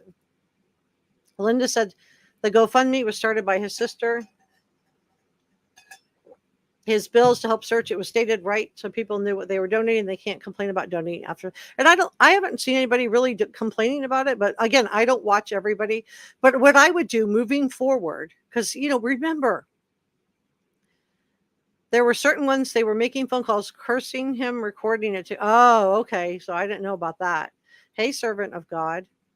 Yeah, please consider subscribing. Please don't. So I would just, if I were on the receiving end of this, I would just, that would be my take on it. Is it worth it to potentially get into a negative dispute with a parent of a missing child, a public dispute? Is it worth it to YouTube? Because I think they're going to be looking at the publicity and thinking, is this worth negative publicity? To proceed on this or not. So that's just my take. Let me know what you guys think about this. I'm curious to get your input on this. Jill Lane says Seth just needs someone to talk to away from YouTube. Yeah, I think that's wise advice. The other thing is, if I were advising Seth, I would advise him with fundraising moving forward to say exactly what it's going to be spent on ahead of time. And then accountability would be, and remember, Seth and Chris and Katie, none of these are professional missing parent people, right? This is not, they didn't choose this. This is something that, you know, so Seth doesn't have experience as a father of a missing Sebastian Rogers. There's no, so he's, you know, going into this blind. He just wants to find his son. He's saying this over and over and over. So if I were him, I would say, get a professional spokesperson with experience, get private investigators that can build a relationship with law enforcement so you have information, and then minimize your YouTube to simple written statement press releases that you could post on Twitter or Facebook. If you told people I'm going to be posting written updates and here's where to go get them, people would look. They'd be checking that on a daily basis and they would be sharing it. So that would be something else that I would say if I were advising him. And then on the cease and desist, I don't know the whole backstory on it, but I just do feel like, it kind of opened up this can of worms, and a lot of people felt insulted and hurt by it, and other people felt like he was doing the right thing. And I'm not saying, but it does feel very random on like who got them and who didn't get them. And it may just have been people that he had their addresses. It could have been that simple, that he just wanted to alert everybody, this isn't okay. You can't just say whatever you want about me. And yes, you have free speech, but you don't want to go out and actually slander somebody either. Does that make sense? You can't just say somebody is a predator if they're not a predator. So I don't know. What do you guys think about this? What advice would you give to Seth moving forward? And I just do want to say, Brittany, allegedly with Brittany, I think she did do a really nice job. She cleared up some things. I don't want to play her whole interview with him, but I do want to check in with chat. So, let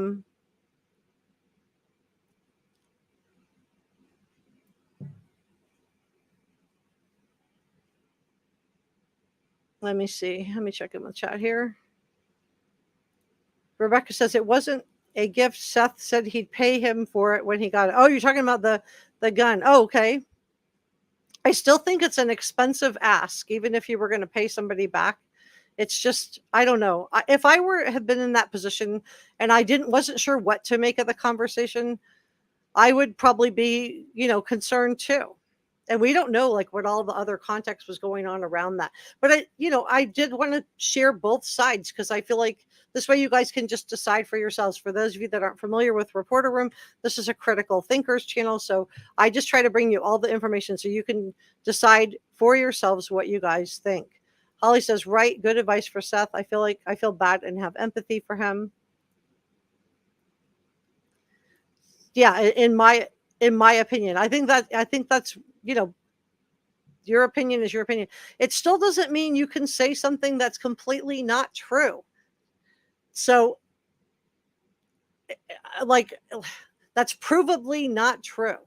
So if somebody is a lawyer, let's just say that somebody's a lawyer, and then you say they're not a lawyer, and that person is like, well, here's my license, I am a lawyer, and here's where I've been practicing, that's provably not true. So that would be very winnable in a court of law.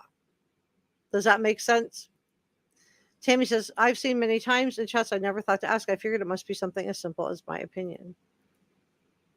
Addie says, I agree. He needs to pull out of the drama and put out info and update. Yeah, I would, if I were advising him, I would say start putting out written updates. Maybe get some questions. You could read through the chats in the comment section on YouTube. You could, ask content creators, what questions are you seeing in your chats? And then you could put out, a weekly update or bi-weekly or whatever of just updates on the case, without having to get on the panel and then having stuff just falling out of your mouth that maybe, about your relationship with Katie and all of that. You could because I feel like that law enforcement is looking at that February 26th date just the same way that we all are, wondering if this had some significance to somebody. And maybe it doesn't have anything to do with it, but maybe it was significant to someone. And if so, why? And they're going to want to know, the same questions that we're asking here. Who was this date significant to?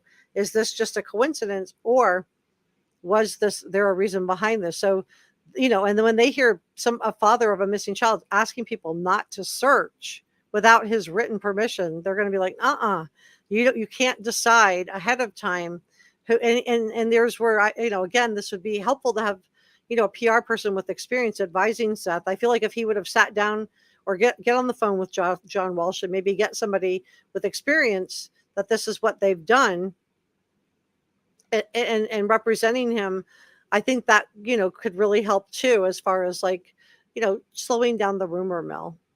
So yeah, I think, Addie, you're right. He needs to pull out the drama and put out the information. And I think putting it out in a written form would be really good. I think it's better than maybe hopping onto panels, although I do feel like we got some important stuff cleared up.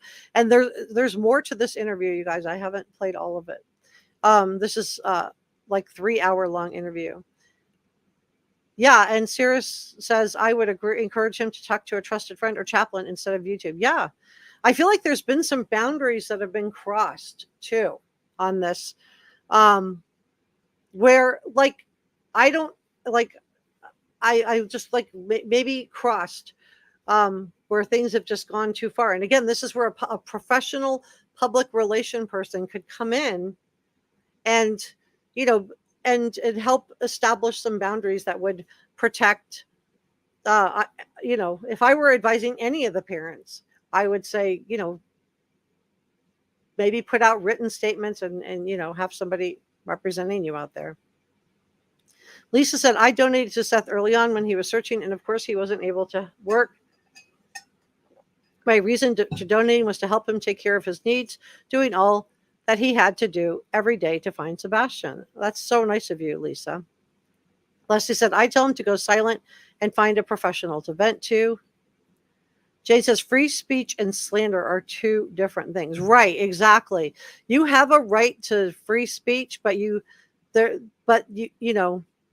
something is provably not true and slanderous, it's been intended by by saying somebody's not a professional lawyer when they are, something like that's provably not true.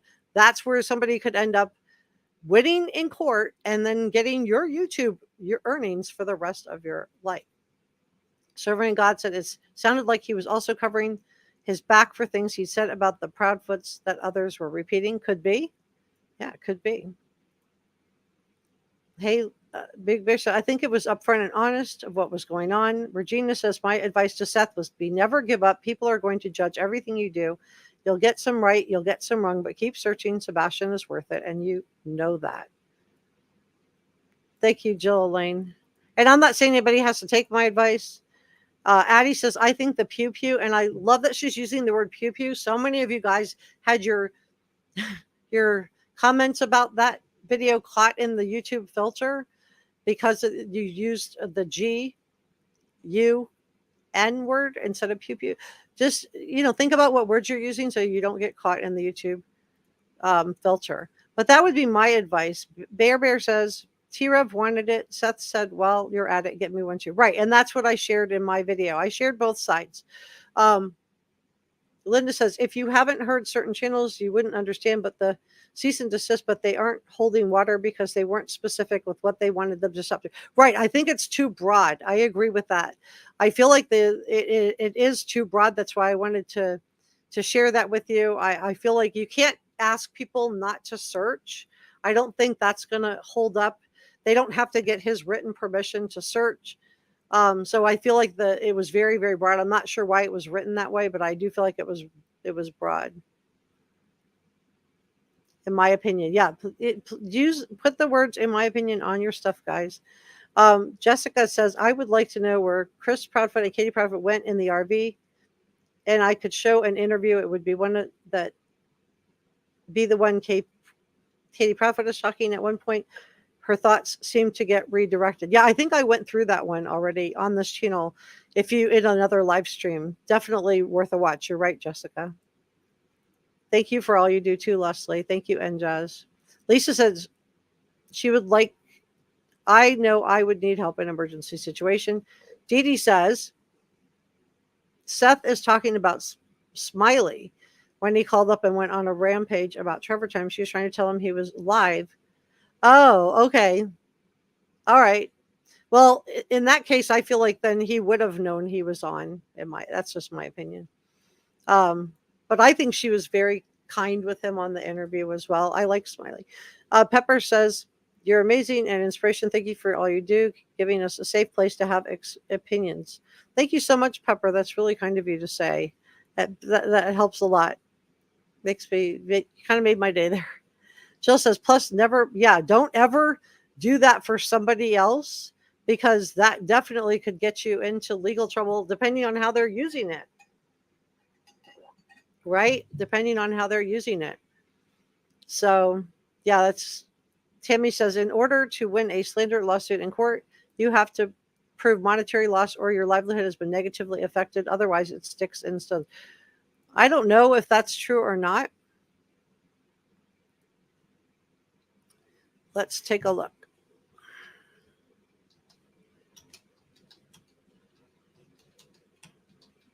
I think if you can prove it's not true, I think.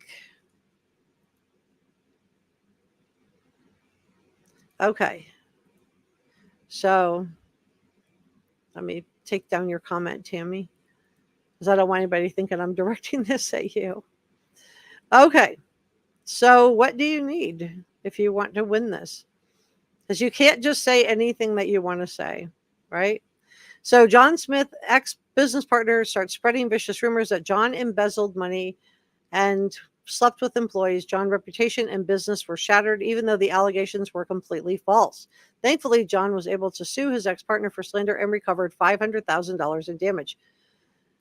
So here's what qualifies as actionable slander. Let's just talk about that. It's a false statement that damages your reputation. More specifically, it's a type of defamation in which general legal terms for false statement that harms someone's reputation. It can be slander defamation, which is oral or spoken, and it can be libel, which is written or published. Okay, so if it's said on YouTube, it would be considered to be published. So what's the difference between slander and libel? Both are types of defamation, but slander covers defamatory statements that are said, right? Whereas libel refers to defamatory statements that are written and published. For example, if your coworker falsely tells your boss you're stealing from the company, that's slander. If the coworker sends your boss an email with those false allegations, then that would be libel. So here are the 4 key elements you need to prove in a slander case. 1, that the statement was false. 2, that the statement was published or communicated to a third party. In this case, on YouTube, it is going to be published. 3, the statement caused you material harm. 4, the speaker acted negligently or with actual malice. So element 1, falsity. You must be able to prove the slanderous statement is substantially false. This is where I use the lawyer. Obviously, a lawyer would be able to prove whether they're a lawyer or not. So to me, that would be publication. In a legal sense, a publication simply means communicating the slanderous statement to someone other than you.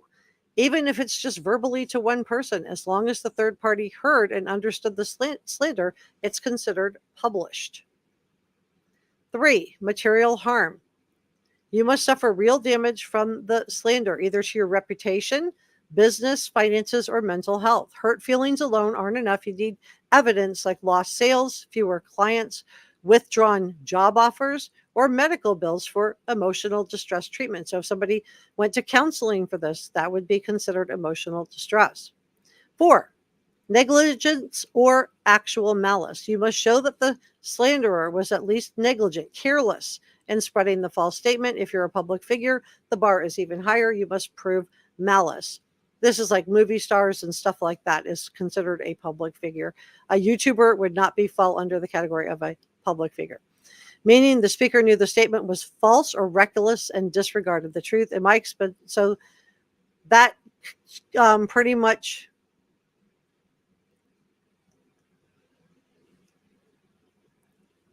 goes through what you need to do, and then here's the steps on how to.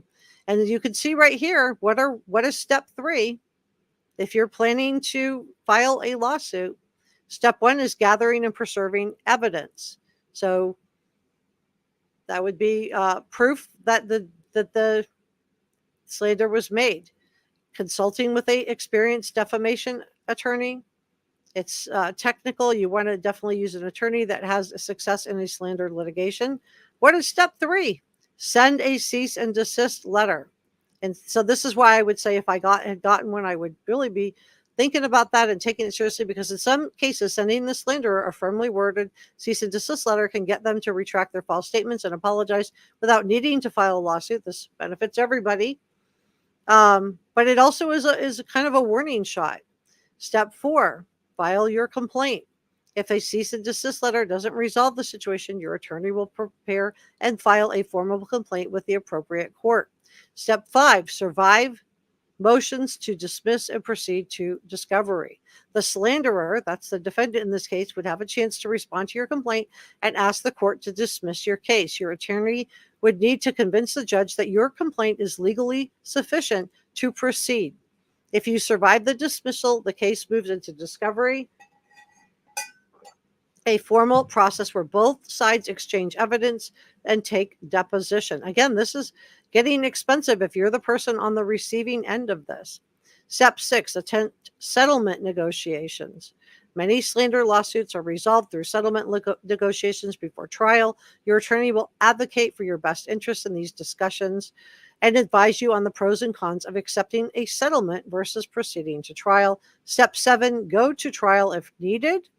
If a satisfactory settlement can't be reached, your case will go to trial. Your attorney will present evidence and arguments to the judge and jury. Slander trials can be long and expensive and emotionally draining, but sometimes going to court is the only way to vindicate your reputation. So what can they recover? They can get actual damages. These are compensatory damages to reimburse you for your financial loss. So this can be loss of income, loss of business opportunities, medical expenses for treating emotional distress. This could also be legal fees, right? You might be responsible for all their legal fees. Presumed damages. In some slander per se cases, the jury can award a certain amount of damages even without proof of specific financial losses. The presumed damages are intended to compensate for harder to qualify harms like loss of reputation and standing in the community. Last, can go after punitive damages. This is extreme, where the slanderer has acted with malicious or reckless disregard for the truth. The jury can award additional punitive damages to punish the defendant and deter others from similar things. So sometimes what you'll see is a jury, somebody just suing for $1, but they also want all their legal fees, and then the jury can go ahead on their own decision and award punitive damages. And so this is why I just think that this, if I were advising somebody, I would say I would take this seriously. Take it seriously.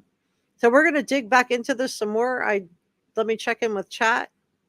Yeah, please give this a thumbs up. Hit the subscribe button. It's free.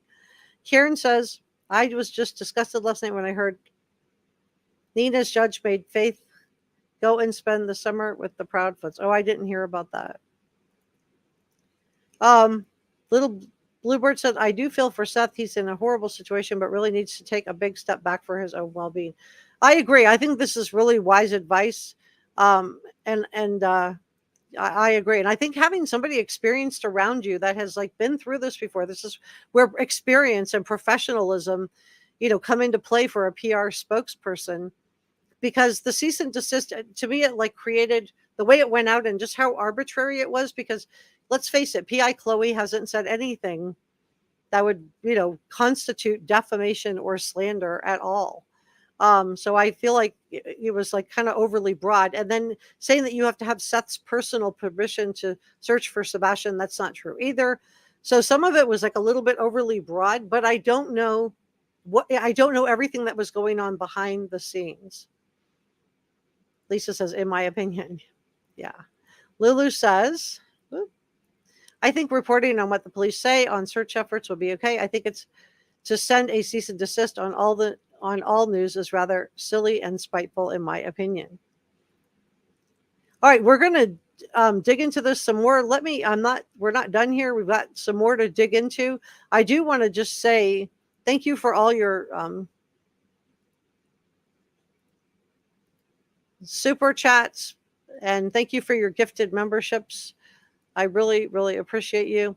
Thank you to our producers, Jazz, Angry Mons, George Brown, Not So Saintly, Debbie Joe, and Jane J. And thank you to our channel members. You guys allow me to cover cases like this. It does make it so I'm able to afford to cover cases like this. I wouldn't be able to proceed without you. So I just want to tell you, thank you so much. Because for those of you that don't know, like almost every video that I put out on this was, demonetized. So I actually took like a 1/3 pay cut to be able to cover this case. But I do feel like it's an important case, and I do care about finding Sebastian. And I do feel like there's, some genuine things to be concerned about here. All right, so let's go back and dig back into this. So let me fast forward here. So I wanted to play the part with the Sumner County Sheriff's Office. Now, so yeah, I never really classified this as social media. To me, MySpace, that was social media. Let me just jump over. Stated was legitimate. Clear down to police reports. For my son to tell me that he'd rather live in the car with me than in that house with his mom, that should tell you. Yeah. My son wasn't being punished to come live here with me. He thought he was being punished with online school. But he needed to get into therapy, and he needed to have that year of just being online school. And what people don't realize is that he'd have been going to online school, which I still have him registered for and enrolled. I'm just hoping that I have him found and back to me before school starts. So again, I do hear a father that's like talking about his son coming home. He was going to school with his godbrother. Because his godparents live up here in Clarksville too, which is why I live up here. I have a question. Someone that wanted me to ask you this too. The day that they called you, Chris called you to tell you that. Right here, Jane. I see it, babe. Jane says, "Can Seth please explain the day that Chris called? He called you and told you Sebastian was missing, and when you arrived at the house, what Katie did with her phone to you." She had the picture of Sebastian at Costco, shoved it in my face, and was like, "Look, see, he was having a good day." And this goes back to, we heard Chloe ask about this to Chris Proudfoot on Web Sleuths Live. Chris Proudfoot came in really hot and angry too. And we heard PI Chloe saying, was this Sebastian's best day ever? What? Like, what does that mean to me? What does that mean to me? Crazy, Seth. And you could hear from this that Seth really does feel worried that something did happen, and he is going after Katie a lot. But I just, again, want to just urge caution. And this is where I feel like, I think it's, fine if you want to answer that question. And I think, like I said, Brittany's bringing up questions that all of us have in the case. But if I were advising him, I would tell him to do written statements, put it somewhere where everybody can just go to, start a Twitter account or put it public so people can just go get the information and put out regular releases answering some of the questions in writing, so you have time to think through what your answer is. Because was this the best day ever? Seth, does she not talk to you ever by herself? Because I noticed that Chris says he kept in contact with you. Would Katie not co-parent with you one-on-one? Sometimes it was difficult. Sometimes we could have, I mean, sometimes co-parenting is hard. It is hard, but you will do whatever you can to make sure that your child is okay. Oh, absolutely. But I Mhm. refused to continue certain punishments from that house at my house because he didn't do it at my house. I don't blame you. Absolutely right. You're absolutely right about that. I teach co-parenting classes. You are right about that. And There you go. I did try to correct that. I love Jules of Thought here. The fact that she teaches co-parenting. Jules, if you can hear me, I would love to have you on sometime and have you share more about this, because I think this is so helpful. I heard people saying that if the kid gets in trouble at one house, the punishment would spill over to the other. And I said, that is I not. believe that only depends on what he did wrong. I agree with that. Well, If he had sat there and hit a teacher or something, yeah, I don't approve of putting your hands on anybody, especially a female. Oh, hell no. So But me and him are going to have a nice long talk for that hour that we get here. And I'm going to ask him what he thinks his punishment should be. But that's only going to be after I find out what his punishment has been at his mom and Chris's. And I do feel like, and I know some of you guys feel the same way, I do feel like some of the stuff was really extreme. I mean, from what we've heard, first he lost his kittens. This wasn't a punishment. This was because Chris Proudfoot's allergic to cats. So I understand if you have an allergy, especially if it's, causing you to not be able to breathe or something like that, then I can relate. But then I heard that he lost his snake that we've all seen pictures that he really loved and cared about as a punishment. And I think that and then the belt thing, some of the stuff, it was extreme. It was extreme and unwarranted. So I can understand where Seth is feeling like, there's problems here. And that would be a specific example of where both parents would have to be called in for that particular type of infraction, right? Right, where it would be But both. Correct. If your bedtime's 10 o'clock, kid stays up to 10:30, 10:45, and you say, okay, well, you're grounded this weekend.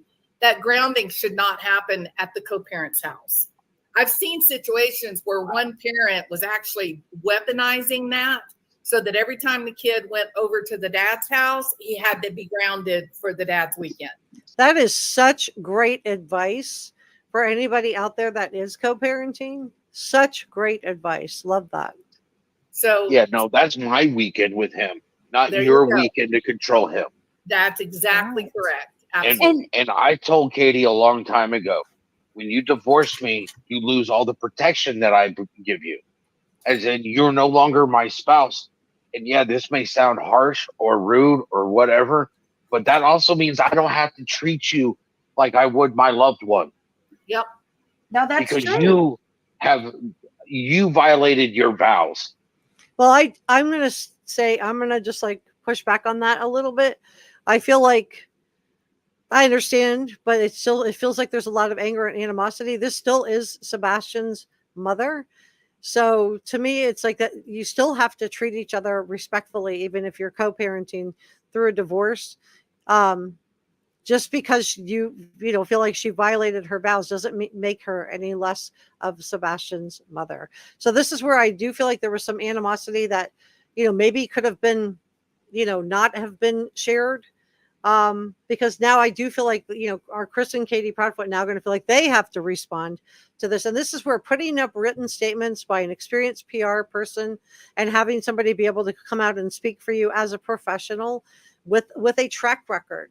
So as a professional with experience, I'm not saying Tony's not a PR person. I'm not saying that, but I'm just saying he doesn't have experience in, he has Caleb Harris, one case where he said that he didn't even say he was their PR person initially. I think he identified himself as like a family friend. But I think having an experienced person come out and be able to speak for you and advocate for you would be a good wise move to make. What do you guys think? Let me check in with chat and see what you guys are thinking about all this, because I do want to get your input. Let me see. Ooh. Linda says, to the other Jessica, not me, or Jessla. I agree. And seems that the searches always missing. They wind up being found close to home. Yeah, I think so too. I think he is going to be found somewhat close to home, unless he ran away.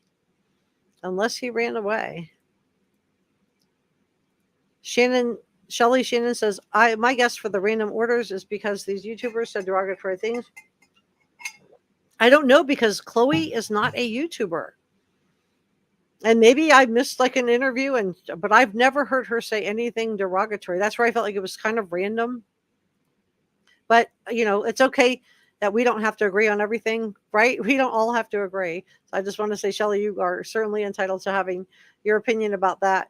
But what he meant about the YouTuber that accused Sebastian, of being an SA. Yeah, that would be concerning, especially if you were the parent of a missing child.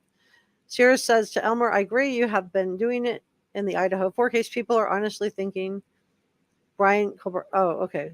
We are going to talk about that case today. I am going to be talking about that case. I hope if we have, I'm like hoping I don't run out of time on this one.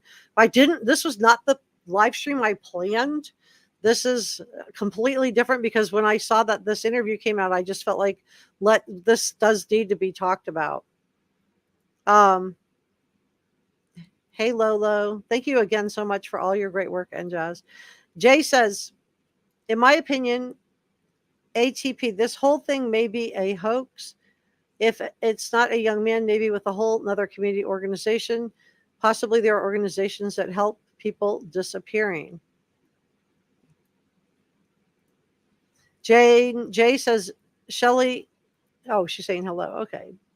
Seth, get back to looking for Sebastian. Yeah, I think the best thing that Seth could do is get himself somebody professional, have a professional way that you're answering questions of stuff that comes up. Leave Katie and Chris. I would just leave like anything that doesn't pertain to his actually disappearing, but stuff that happened, 8 years ago. I would just leave that out of my phone, out of my conversations, because then they're going to feel like they have to respond to it, because then they feel like, well, I'm being defamed. This isn't what happened. It's just like a merry-go-round. It's just going to go round and round and round. So to me, if I were advising Seth, I would say, get off the ride and focus on finding your son, which I know that's what he wants to do. And again, to be fair to Seth and to Katie and to Chris, none of these people are professional missing person people. None of these people are professional missing person people. So, let's give some grace here. None of this helps to find Sebastian, right? In fact, it hinders it by telling people they have to get his written permission. I'm sure there were people that felt like, well, maybe, that didn't receive the cease and desist. We're like, well, I don't want to get involved in that. I'm just not going to help. I can see where people might have felt that way. The hate and negativity spreads like wildfire. Regina says, if you can prove it's not true, you can be awarded mandated stipulations and all kinds of things. Right. And I feel like if that's why I would say, hey, Kami, good to see you. Hi, Lolo. Hi, Kimmy. Libel. Yeah. So that's where I would say, if I had received one of these, if I were a content creator, I would take it really seriously and just really think about, yes, you can counter sue, you can do all kinds of things, but really just think about, what is the look going to be? Is it, is this worth my time? Is this worth my energy? Or, should I be, there are lots of kids that are missing. Maybe I could focus my channel on to help somebody else. Right. I think that would be my, if I were advising him, which I'm not, but that's my unsolicited opinion. I saw Tara. Tara says, I am having a hard day. I see you guys were on. I want to check in and support. Hey, Tara, I'm so sorry you're having a hard day. I just want to send you love and tell you I hope that you feel better. And just as I agree, Jessica, you have to respect each other for the sake of the child. Right. When you're co-parenting, you don't want to say negative things about one parent, about the other parent to your child.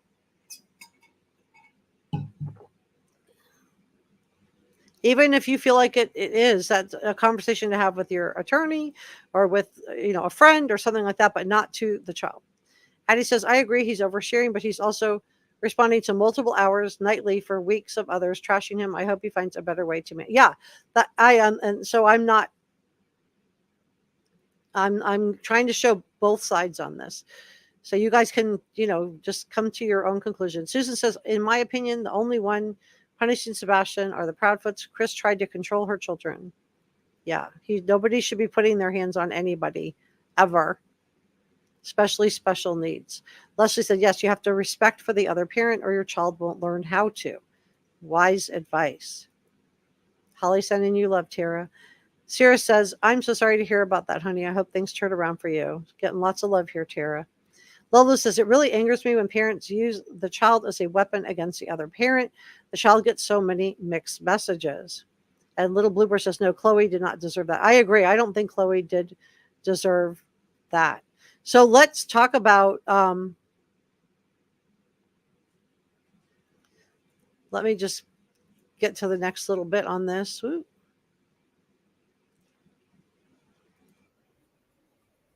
You have stepped upon these vows that you took in front of somebody that are supposed to be in front of God, and you have trashed these vows because you don't want to work with me anymore. Okay, she got divorced, and I just feel like if I were him, if I were advising him, I would say just leave this out of your conversation, because this is just going to make them, Chris Proudfoot and Katie Proudfoot, feel like they have to respond. And again, it just, continues going in a circle. This has nothing to do with it. She didn't want to be married to Seth anymore. That is her choice. She doesn't have to stay married to him. Not everybody is going to be suited for everybody. Not everybody's going to be right for everybody. But the fact that he's going back to this, it is, people are asking the question, is he over Katie, and how much animosity was really going on behind the scenes between Seth and Katie that, we haven't heard about. When we first heard the Proudfoots talking about this, they talked about this in terms of what a great relationship they had with Seth. That just sounded like, just awesome. And of course, we know now that that is absolutely not true. That was not the good relationship that a lot of people were hoping for. Enlightened Fawn says, awesome day to all the mods. Yes, thank you to all of our mods. Spring Sunday, prayers abound for protection and blessings. Reporter room, appreciate the life. Thank you, Enlightened Fawn. Wow, you just lifted me up. I can almost feel that coming through the screen. Thank you so much. That is so nice. Well, I am going to be doing a Brian Kohlberger live. I was going to do it today. I might be doing it on Tuesday instead, because we're still not done with this. So let me just let you guys know that. Got it. Well, I'll work with you when it comes to Sebastian, but don't expect the same treatment from me that you got when. So again, this is so much anger and animosity toward Katie. And if he was just angry with her for the way that he was notified about Sebastian, but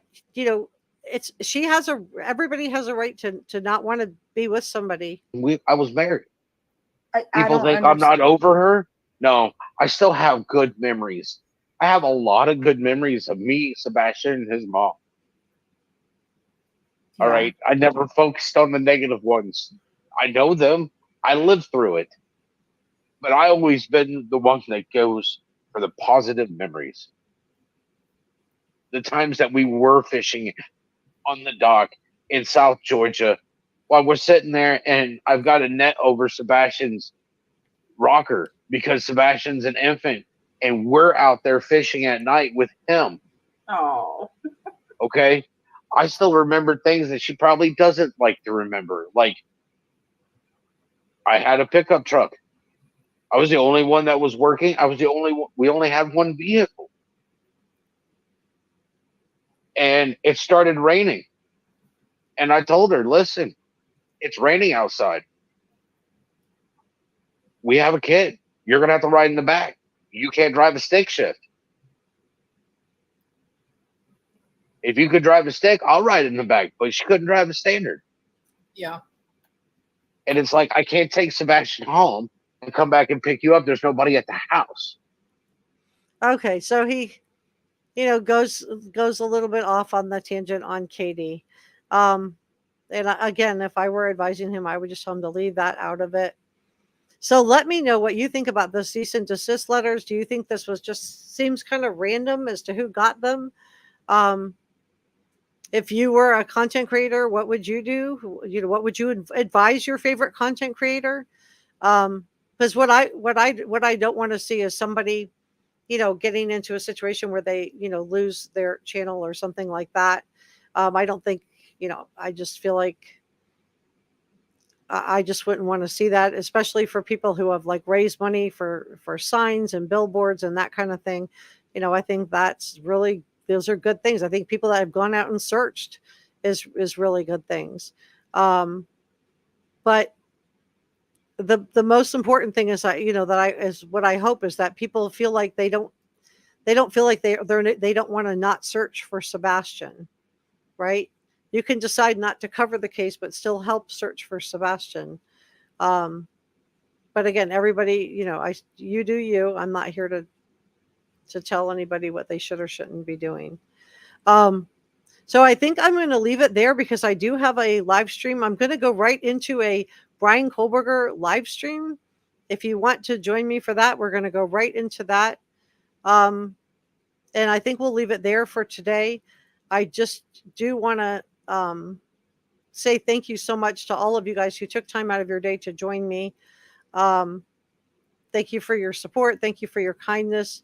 Thank you to our producers, George Brown, Jazz, Angry Mons, Not So Saintly, Debbie Joe, and Jane J. Thank you to all our awesome channel members. I wouldn't be able to do this without you guys. You guys do so much. And I do really appreciate you. We're going to do a channel members live stream on Tuesday after whatever the live stream is going to be on Tuesday. I don't know yet. Let me know if you think I should continue to cover this case or not. I would be curious to get your opinion on that as well. And then I just want to say super sticker thanks and PayPal gratitude. Thank you guys so much. Njaz, Kami, Brother Mike, Truth 911, Green Ice Sparkle. Oop, I didn't get everybody.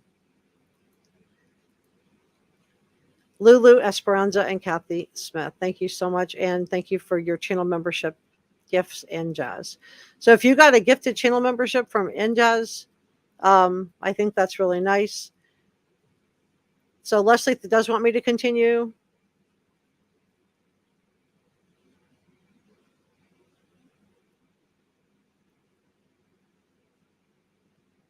Let me see. Jay says, shaking my head, people need to start thinking out of the box. In my opinion, red flags on everyone. Thank you, Rebecca. Thank you, Pepper. Thank you, Leslie. Thank you, Jay. Thank you, Njaz. Thank you, Holly. Thank you, Brother Mike. Hey, allegedly innocent. Lolo says, it sounds to me that Seth just needs to leave the past in the past and continue to move forward. Some things should be kept personal. Susan says, I think Seth is just sick of these certain podcasters. World Blue says, First Amendment, free speech, say what you want. Well, I went over why I thought I would be careful about that, but that's up to everybody's opinion. I'm not telling somebody they shouldn't say what they want. I'm just saying what I would do. Allegedly innocent said he sent out 6 letters specific to the people who were slandering him with the predator comment. I don't know what truth is. This is just what he said. That's interesting. And that's where I've never heard Chloe say anything like that. That's why I'm like kind of surprised. I've never heard Michaela say anything like that either. So that's where I was like kind of surprised at just, why they were included. Hey, Cecilia, I'm glad you're here too. Jane wants me to continue with the case. Truth shall set you free says he still loves Katie. I'm wondering the same thing. If there's some sometimes you do have somebody that is the love of your life, right? Lisa says, I'm going back to replay. Have a great day. Reporter room. Yes, please continue to cover. Not many content creators can be trusted. Thank you so much for your support. Thank you, Sirius. Thank you, Jane. Thank you, Njaz. Bluebird says, have a great day, everybody. Marmy says, hello. CJK says, honestly, this is petty. He's angry over things that happened years ago and not helping him find Sebastian. Tammy says, continue only if there are updates on Sebastian. And Jazz is saying, Brian Kohlberger live stream is next. Allegedly Innocent said, I suggested last night to take a step away from YouTube for a while. And Lola says, Reporter Room said she would like to have you as a guest. Is Jules in here? Jules, are you in here? I would love to talk to Jules. I would love to hear more about the co-parenting. I thought that was really helpful.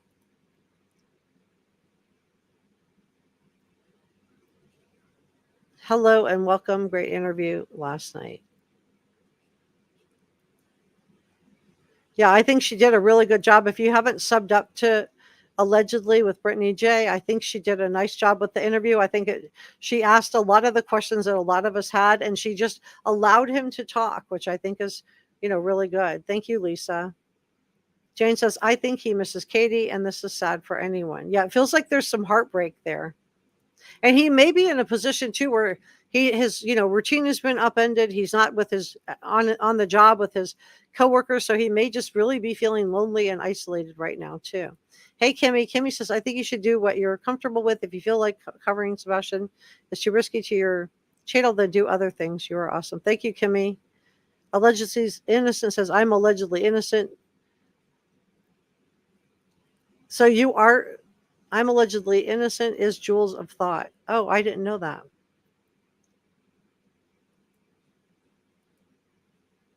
Let me pull you up. See, I don't know everybody that's on.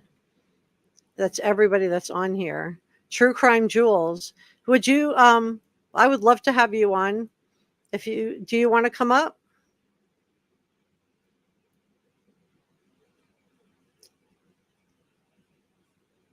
Did you want to come up and share anything?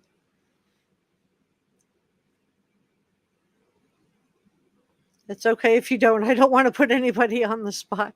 I like Seth. Just be careful what he says to the masses on YouTube. Regina says, yeah, Jules is the one who was on Brittany's panel last night. Thank you for that. All right. Well, I don't see anything where she does want to come up. Let me see. Give it another minute. Hey, truth shall set you free.